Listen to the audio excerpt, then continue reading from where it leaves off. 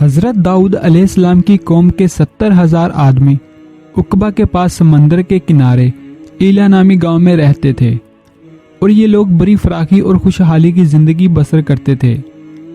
اللہ پاک نے ان لوگوں کا اس طرح امتحان لیا کہ ہفتے کے دن مچھلی کا شکار ان لوگوں پر حرام فرما دیا اور ہفتے کے باقی دنوں میں شکار حلال فرما دیا، مگر اس طرح ان لوگوں کو آزمائش میں مبتلا فرما دیا۔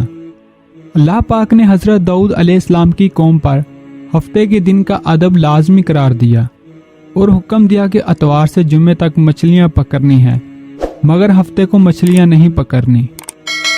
حضرت داؤد علیہ السلام کی قوم نے اتوار سے جمعے تک مچھلیاں پکڑنی شروع کر دیں، مگر ہفتے کو مچھلیاں دریا میں زیادہ ہوتی اور باقی کے 6 دن کم ہوتی۔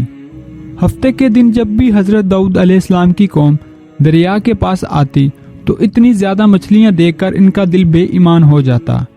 شیطان نے ان کے اس لالچ کا فائدہ اٹھا کر ان کو اکسانا شروع کر دیا، اور انہوں نے سوچ لیا کہ ہفتے کو وہ دریا میں جال لگا دیا کریں گے اور اتوار کو پکڑ لیا کریں گے۔ اسی طرح کچھ لوگوں نے جال لگا لیے اور کچھ لوگوں نے چھوٹے چھوٹے حوض گھر بنا لیے اور اس حوض کا دریا تک راستہ بنا دیا، اور ہفتے کو مچھلیاں جب ان حوض اور جال میں آ جاتی تو وہ پکا کر کھا لیتے۔ اسی بستی میں اللہ کے کچھ نیک بندے بھی تھے، اور انہوں نے کہا کہ تم لوگوں نے یہ جال جو بنا رکھے ہیں، ہفتے کو مچھلیاں جمع کرتے ہو اور اتوار کو پکڑتے ہو، یہ شکار ہفتے کا ہی ہے، تم پر اللہ کا عذاب ہوگا۔ تم لوگ گناہ کرنے سے باز نہیں آئے۔ وہ لوگ ہنسنے لگے، ہماری جو مرضی ہم وہ کریں گے۔ اس بستی میں 3 قسم کے گروہ تھے، ایک وہ جو اس گناہ کی شروعات کر چکے تھے، اور دوسرے وہ جو ان کی اصلاح کرتے تھے، اور تیسرے وہ جو اللہ سے ڈرتے تھے۔ جن کو اللہ کا خوف تھا انہوں نے سوچ لیا تھا کہ وہ ان کے ساتھ نہیں رہیں گے۔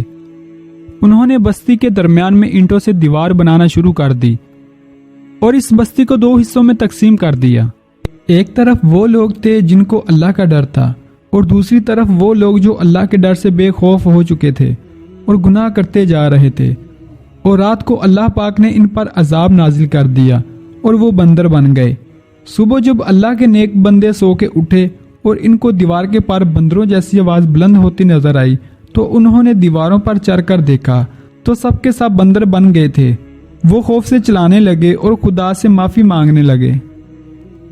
اللہ پاک ہمیں گناہ سے بچنے اور نیک راہ پر چلنے کی توفیق عطا فرمائے، آمین۔